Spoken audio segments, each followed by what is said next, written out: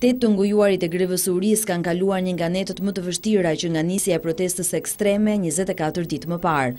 Për orë të tëra në errësirë ata kanë qëndruar në nënforinë e shiut, i cili u ka depërtuar nga çadrat në rrobat e trupit dhe në shtretërit e improvisuar. Por, ndonse të lodhur në ekstreme të rënduar nga ana shëndetësore, ata e kanë bërë të qartë se nuk do ta ndërpresin grevën. Apeli i tyre i drejtohet sërish kryeministrit Berisha për dialog dhe zgjidhje të kërkesës së dëmshpërblimit financiar. Deklarojmë edhe një herë se jemi viktima të indiferencës vrastare që po përdor shteti kundër nesh. Megjithatë,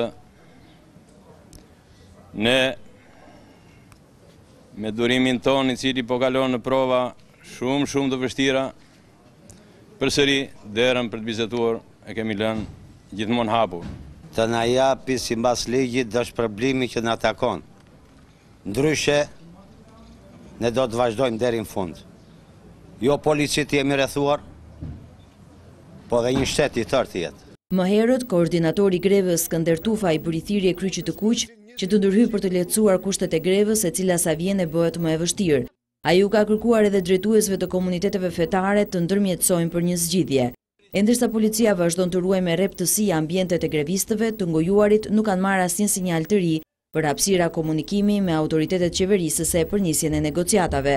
Nga ana tjetër, 2 të vetë djegurit Gjergj Ndreca dhe Lera Akbejko janë drejt përmirësimit në spitalet e Greqisë dhe Italisë.